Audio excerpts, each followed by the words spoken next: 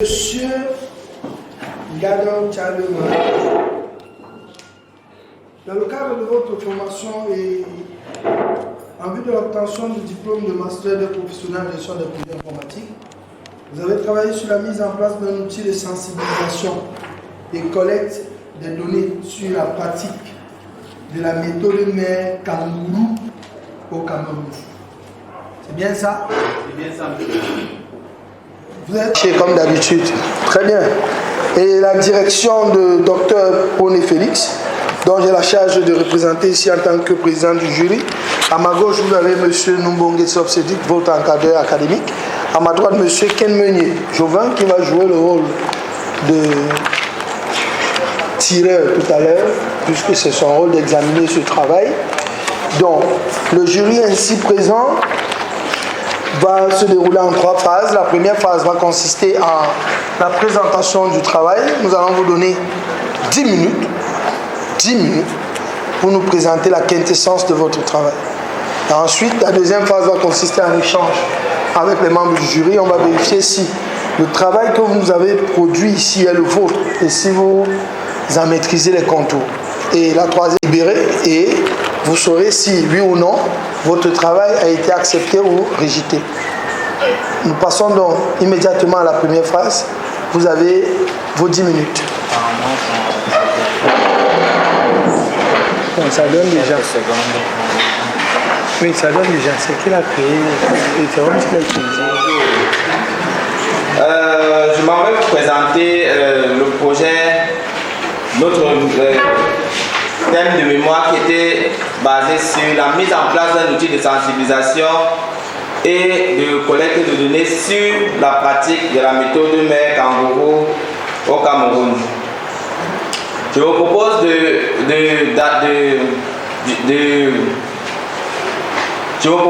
d'utiliser le plan ci-dessus. On va parler de l'introduction, des méthodes de prise en charge des bébés prématurés. La méthode mère Kangourou et ses caractéristiques, la sensibilisation de la famille et du personnel, la collecte de données proprement dite et la gestion de projet. Et nous allons terminer avec une conclusion. Donc, la Fondation Kangourou Cameroun est une organisation. Avant de commencer, je vais vous expliquer d'abord ce que c'est qu'un bébé prématuré et le contexte dans lequel la méthode mère Kangourou est appliquée. Donc, un bébé depuis 6 mois de naissance, c'est celui qui est né avec un poids inférieur à 2500 grammes. Donc, plusieurs méthodes ont été mises en place pour prendre en charge ces bébés prématurés. Donc, les méthodes traditionnelles. Dans la méthode traditionnelle, dans notre demande, nous avons exposé celle des hôpitaux qui utilisent les bouteilles chauffantes pour réchauffer le bébé. Parce qu'un bébé prématuré, lui, il n'a pas la capacité de produire lui-même sa propre chaleur. C'est pour ça qu'on utilise ces méthodes-là. Après les méthodes traditionnelles, on a utilisé les couveuses. La couveuse permettait de réchauffer le bébé et de permettre à ce qu'il n'attrape pas d'autres maladies, puisque dans les méthodes traditionnelles, le bébé était placé à l'air libre.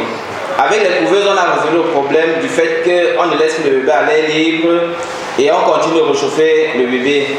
Mais ces deux méthodes ont eu des inconvénients. Le fait que à la naissance, l'enfant est séparé de sa mère.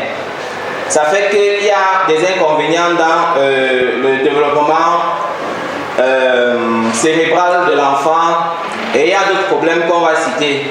Donc pour revenir dans la méthode mère Kangourou et ses principes, il y a 3 phases clés dans la pratique de la méthode mère Kangourou. La première phase, c'est l'hospitalisation. Pendant l'hospitalisation, on enseigne à la maman les pratiques de comment elle doit prendre en charge son bébé lorsqu'elle va rentrer à la maison. Ça, c'est pour passer à la partie de la sortie précoce. Puisque la méthode Kangourou permet à ce que la maman ne traîne plus longtemps à l'hôpital. Si jamais l'enfant était dans une couveuse par exemple, tant que l'enfant ne régule pas lui-même sa température, le patient ne peut pas sortir de l'hôpital.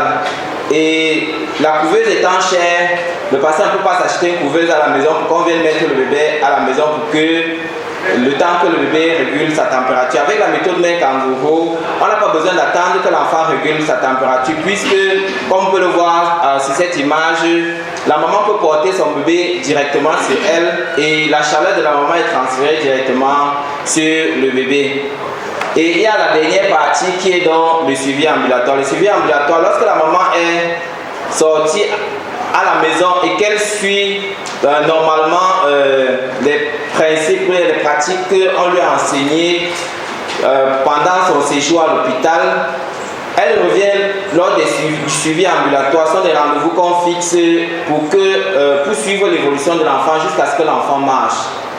Plusieurs conséquences, du moins plusieurs conséquences qui ont été constatées, c'est-à-dire que lorsque la maman rentre à la maison, il y a un flyer qu'on lui remettait pour que s'il y a ce qu'on appelle les signes de danger, si l'enfant, si ces signes de danger apparaissaient sur le bébé lorsqu'il est à la maison, on devrait donc retourner immédiatement à l'hôpital. Donc le problème c'est que les mamans égaraient ces fiches-là et quand la situation arrivait, elles ne savaient pas si c'était un signe de danger ou pas. Pour résoudre ce problème, nous avons mis donc en place une plateforme qui va permettre à ce que la maman, à travers son téléphone mobile, puisse consulter les signes de danger et puisse prendre à disposition, suivre aussi certains conseils qu'on va mettre directement dans la plateforme pour que la maman puisse prendre en charge rapidement son bébé et s'il y a nécessité de l'amener à l'hôpital, elle va venir à l'hôpital directement avec lui. L'outil de sensibilisation que nous avons mis en place permet aussi au personnel de santé de connaître, d'avoir une idée globale de comment se passe la prématurité au Cameroun. À la suite de l'outil de sensibilisation que nous avons mis en place, nous avons mis un outil de collecte de données. Cet outil de collecte de données va permettre donc à la fondation, lorsqu'elle travaille avec des partenaires différents, d'avoir une seule base de données pour que ces partenaires puissent travailler à l'intérieur. Et l'autre point, c'est que pour la gestion des formations sanitaires, ils auront aussi une seule plateforme pour pouvoir enregistrer leurs données directement à l'intérieur. La gestion de projet nous a permis d'en arriver là. Nous avons pour la réalisation de ce travail utilisé la méthodologie de gestion de projet PMBOK. Parce que avec les processus ces 5 processus, c'est-à-dire le processus d'initialisation, de planification, d'exécution, la maîtrise et la clôture, on a pu, en suivant ces étapes-là, réaliser un projet dans les normes. Et en conclusion, on peut dire que la principale difficulté que nous avons rencontrée, c'était puisqu'il fallait consolider les données qui étaient enregistrées dans différentes plateformes. Et nous n'avons pu à l'instant avoir que les données d'une seule plateforme. On n'a pas encore eu les données des autres plateformes puisque ce sont les partenaires qui doivent nous les fournir pour qu'on puisse les consolider. Donc, les perspectives. En termes de perspectives, nous sommes rendus compte pendant la réalisation de ce travail que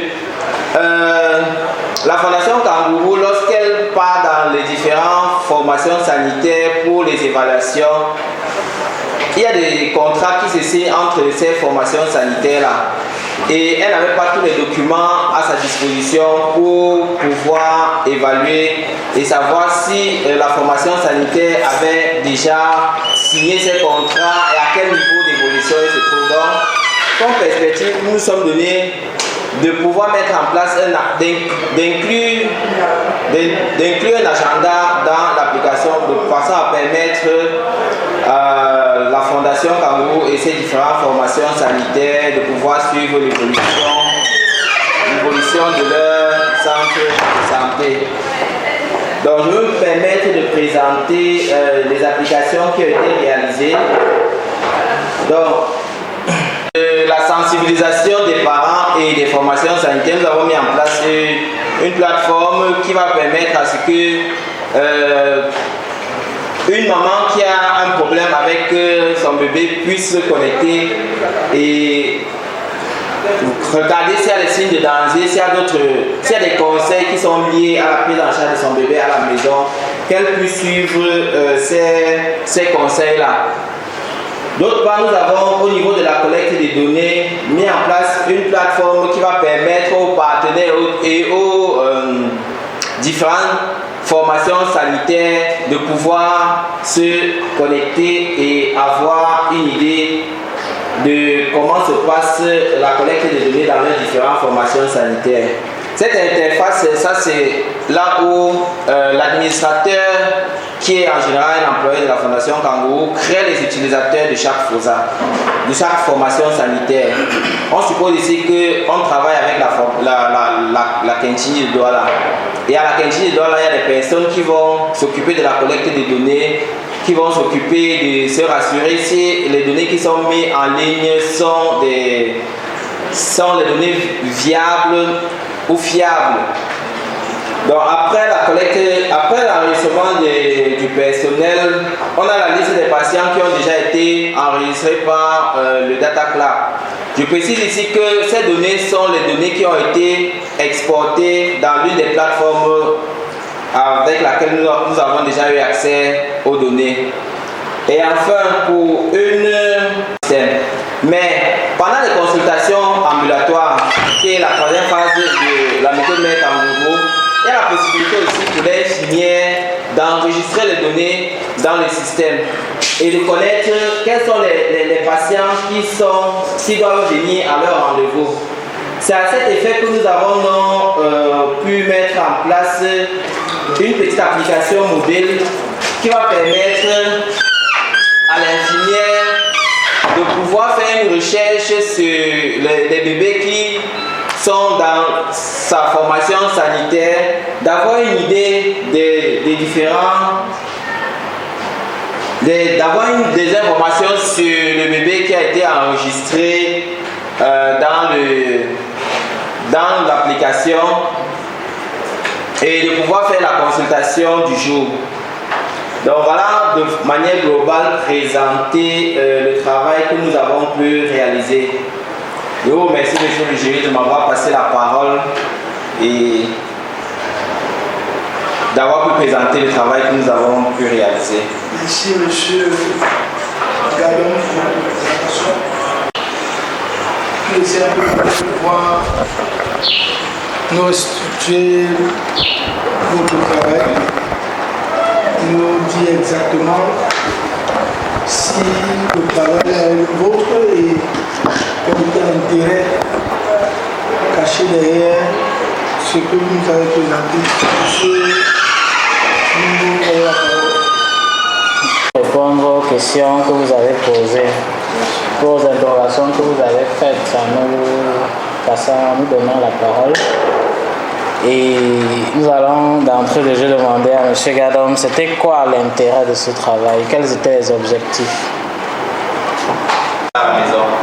Il faudrait que si le bébé a un problème, qu'elle puisse identifier c'est un problème urgent qui nécessite à ce qu'elle rentre à l'hôpital. Mais s'il y a des mamans qui vivent à Douala et qu'il y a des mamans qui vivent à l'extérieur de la clinique. Le deuxième objectif, c'est de perdre. Pour le premier objectif, vous avez mis sur pied la plateforme de sensibilisation. Effectivement, monsieur. Et le second objectif pour la fondation, c'est de pouvoir consolider toutes les données, puisqu'elle travaille avec plusieurs partenaires. Et en général, c'est plusieurs plateformes différentes. Or, il devient difficile à un moment d'avoir les statistiques, peut-être du mois en cours. Ça veut dire qu'il faut exporter les données ailleurs et il faut pouvoir peut-être les mettre dans Excel pour faire le travail. Pour résoudre ce problème, nous avons conçu donc une application qui va permettre à tous les partenaires de la fondation de pouvoir travailler dans la même plateforme, de façon à ce qu'à un instant T, on puisse avoir les statistiques de la prématurité au Cameroun. Et il y a un dernier point qui est au niveau du suivi ambulatoire. Au suivi ambulatoire, c'est souvent difficile d'enregistrer tous les rendez-vous des bébés qui viennent au suivi ambulatoire. Il faut savoir que à chaque chaque consultation, on mesure la courbe de progression de l'enfant en ce qui concerne son périmètre crânien, le périmètre brachial et son poids, par exemple. Si à un moment on se rend compte que l'enfant ne respecte pas la courbe qui a été donnée par l'OMS dans le suivi, il faudrait qu'on puisse faire certains tests spécifiques à l'enfant, soit pour corriger ces tests, soit pour déjà comparer à la maman en lui disant que ok, votre bébé il est prématuré, il y a certaines capacités qu'il ne pourra pas avoir pendant en grandissant. Donc voilà les trois principaux objectifs de ce travail. Ok. Et du point de vue de la gestion de projet, puis les trois premiers groupes de processus de la gestion du projet de PMBOK, qui était l'initiation pour le démarrage du projet, la planification et l'exécution. Donc, le projet qui a été présenté ici, il n'est pas encore terminé. Ce qui fait qu'au niveau de l'exécution, toutes les phases de l'exécution ne sont pas encore faites et au niveau de la maîtrise du contrôle du travail, on ne peut pas encore se prononcer dessus. D'abord, avant de m'inscrire à l'INSET, j'avais la casquette de développeur d'application. En venant ici, on nous a appris les techniques de gestion de projet. Ça veut dire que si je devais toujours continuer dans le développement, je dois maintenant avoir les outils d'un gestionnaire de projet afin de mieux mener un projet de bout en bout. Donc, puisque c'était le premier travail sur lequel nous avons appliqué cette méthodologie, donc nous avons eu des difficultés à mettre en place certains principes de la gestion du projet. Il a été difficile pour moi de faire une estimation des coûts, dans le sens où l'application, c'est l'application qui est propre à la Fondation Cambo. Les personnes avec lesquelles je travaille sont déjà payées par la Fondation Cambo, ce qui fait que leur action, leur intervention au niveau de l'application, je ne pouvais pas évaluer ça. Par contre, si je veux prendre l'expérience de développeur de projet, de développeur d'application que j'ai, je pourrais estimer les coûts de ce projet. Mais dans le cadre actuel où je travaille à la Fondation Cambo, l'application doit appartenir à la Fondation Cambo, où je suis déjà payé, j'ai déjà un salaire, donc je ne pourrais pas dire qu'il faut une nouvelle personne, peut-être dans mon cadre. Je ne sais pas si le salaire que je touche va être constitué pour la réalisation du projet. En fait, l'idée derrière ma question, c'était surtout de produire un document qui va compléter ceci, dans l'optique de présenter si une tierce personne, en dehors du contexte de la Fondation Mère Kangourou, si une tierce personne envisageait de réaliser un projet similaire, quels seraient les coûts auxquels cette personne devrait s'attendre? Parce qu'en général, c'est un document scientifique, c'est un document qui va rester ici. L'idéal serait que, bien que vous soyez payé déjà, et que ce travail vous le fassiez dans le cadre de vos activités journalières ou quotidiennes, il aurait quand même été intéressant de nous présenter tous les éléments liés à l'utilisation de la méthode de gestion de projet PMBOK, au moins jusqu'au niveau où vous êtes. Ça nous aurait quand même permis d'avoir... Puisque je n'ai pas mis, j'ai listé tous les postes dont on a besoin pour la réalisation de ce projet, mais à ce niveau-là, j'ai mis les montants à zéro.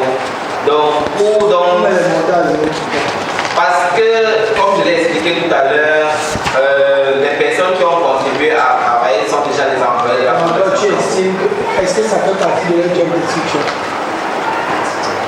Oui ou non? Oui, monsieur. Pour certaines parties. Pour moi, par exemple...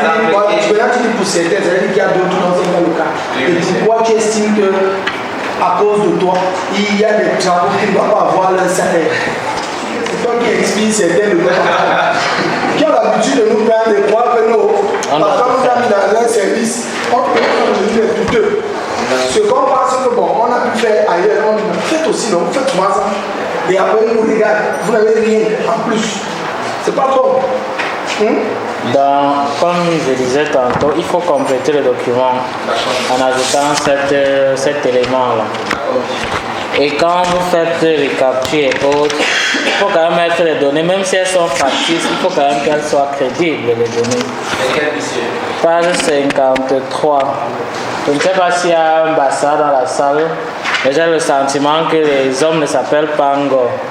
Voilà Ngo, Diem, Willy. Sauf si c'est un gars derrière. Ces données sont extraits des bébés qui sont... Ce sont les données réelles. Oui, monsieur. Non, je refuse. Non, il y a comme des Mégongo. Mégongo, c'est comme ça. Non, Ah, voilà. Bon, il faut savoir que...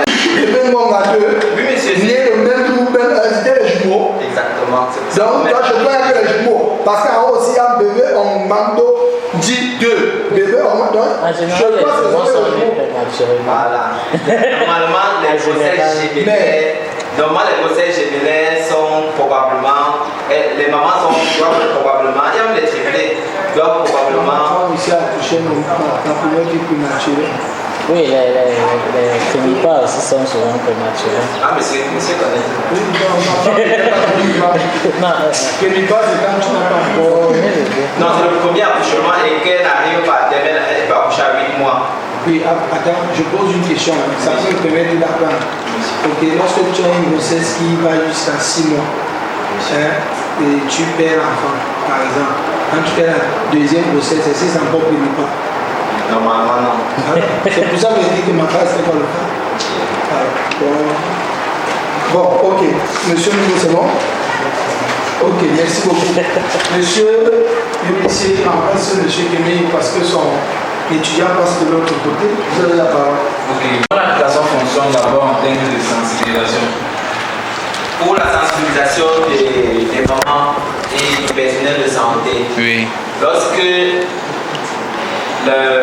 déjà il faut comprendre qu'on fait sortir les mamans du service précocement, c'est-à-dire qu'elles sortent quand le bébé n'a pas encore atteint, n'arrive pas encore à réguler sa température. Ce qui est différent lorsqu'il y a les couveuses. Quand il y a les couveuses, le bébé doit rester dans la couveuse jusqu'à ce qu'il parvient à réguler sa température. Or, c'est le seul problème que l'enfant a. On attend juste qu'il régule sa température. Avec la méthode mère kangourou, on n'a pas besoin d'attendre à l'hôpital que l'enfant régule lui-même sa température. On met le bébé dans une poche sur le ventre de sa mère, puisqu'ils expliquent que celui qui a plus chaud va transmettre sa température à celui qui a plus froid pour essayer d'équilibrer cette température-là. Donc à cet effet, ça permet à ce que la maman puisse rentrer tôt à la maison. Mais pour que la maman rentre tôt, il faut la sensibiliser, il faut lui dire quels sont les problèmes, que si ça arrive à la maison, elle doit rentrer immédiatement à l'hôpital. Donc, avant, on remettait les prospectus à la maman, mais elle égarait toujours les prospectus. On a créé un groupe WhatsApp où on mettait les mamans pour toujours... Donc vous êtes obligés à avoir les smartphones. Pour toujours les sensibiliser.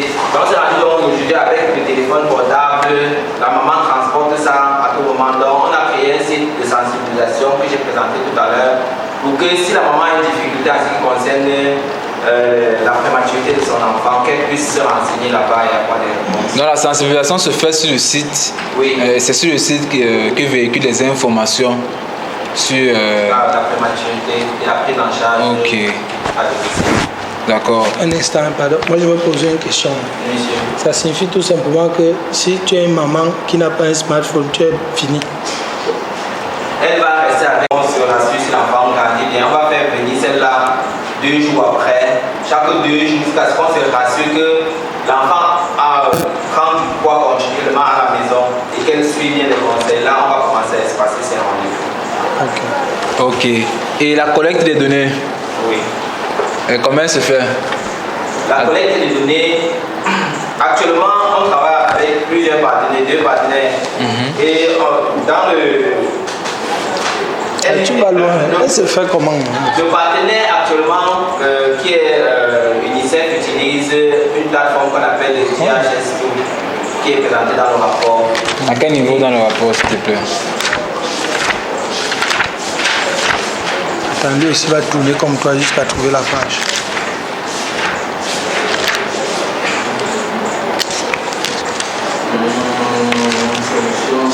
Tu as oublié. Page 26, vous allez voir une capture d'écran. 25 ou 26? 26, monsieur. La capture d'écran DHS6, c'est un système qui permet la collecte des données, qui permet déjà la collecte des données. Alors c'est quoi? Parce que ton site c'est un WordPress. Non. Parce que ici WordPress. WordPress, c'est les solutions qu'on cherchait pour la sensibilisation. Ok. Là tu as un site, n'est-ce pas? Oui. Ok. SPDHIS2, Oui. c'est l'outil de collecte de données. Avec les partenaires actuels. Alors comment ça interagit avec la solution ou l'outil que tu as mis sur pied? La problématique, c'était justement que quand un partenaire venait, on faisait DHST pour le partenaire X, et si l'autre partenaire avait son application de collecte de données, on devait l'utiliser pour la collecte de données. Or, si à un instant T, on veut connaître les statistiques du mois de X, il faudrait qu'on prenne les données chez ce partenaire-là et les données chez l'autre partenaire pour consolider afin d'avoir les statistiques du mois global actuel. Pour éviter donc ça, on a mis en place cet outil, cette plateforme de collecte des données, qui va enlever les deux autres plateformes actuelles. Donc, et les données que vous voyez dans l'application actuelle, c'est celle qui a été exportée dans le logiciel DHIS pour être intégrée ici. Donc, Les données, ça c'est les données statistiques. Ça va permettre d'abord à la fondation, ça va permettre aux partenaires, puisque le partenaire il apporte des finances pour régler un problème. Il s'est dit ok, on va travailler sur les bébés de 1000 grammes à 2000 grammes parce qu'on se rend compte qu'il y a beaucoup de mortalité à ce niveau-là.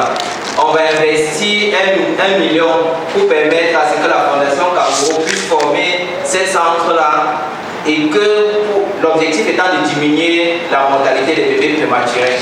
Maintenant, le partenaire, comment est-ce qu'il fait pour savoir si l'argent qu'il a donné a effectivement permis à sauver ce bébé-là? Il faudrait donc qu'on collecte les données, c'est-à-dire que chaque fois que le bébé prématuré entre dans le centre de santé, qu'on puisse enregistrer cet enfant-là dans le système et se dire ok.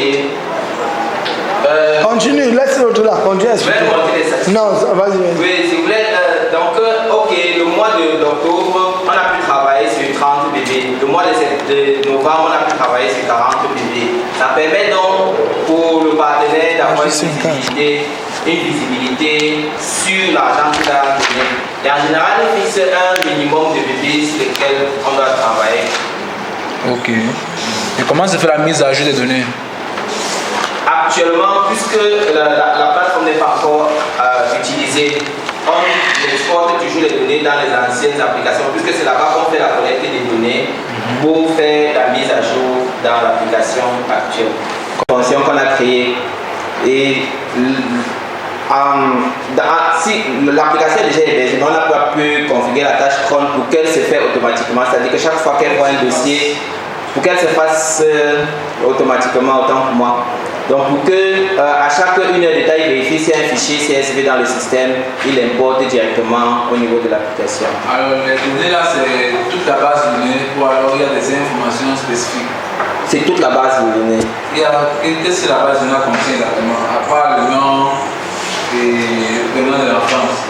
Donc, il y a les informations sur l'enfant, les informations sur l'enfant qui a été hospitalisé, les informations sur le parent, les informations sur les critères de sa naissance, les informations sur le suivi ambulatoire, puisque j'ai expliqué tout à l'heure que lors du suivi ambulatoire, on mesure les courbes de croissance de l'enfant à chaque fois qu'il vient au rendez-vous. Donc voilà toutes les informations qu'on retrouve au niveau de ces données-là. C'est plus de 350 données collectées. D'accord.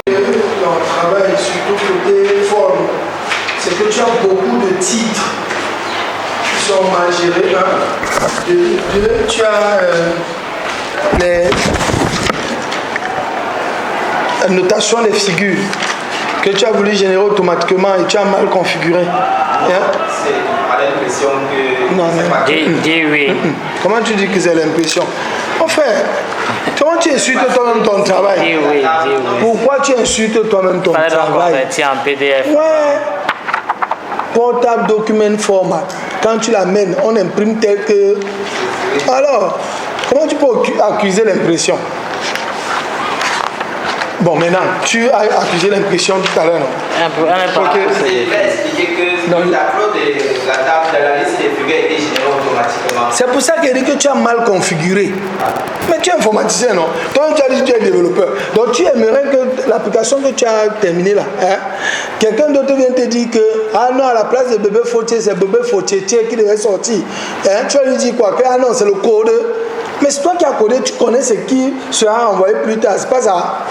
Voilà, maintenant ça revient à dire que tu savais même que tu ne peux pas avoir pour titre les acronymes, mais tu as des titres PMBOK, SPIP, MKK.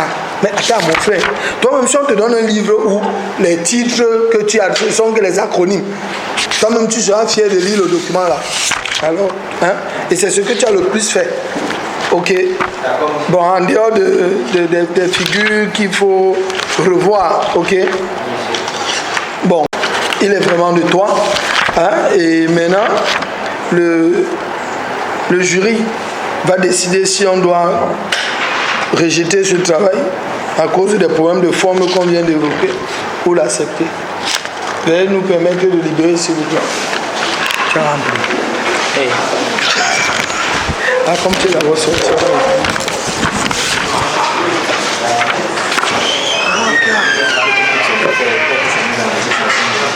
Là, tiens.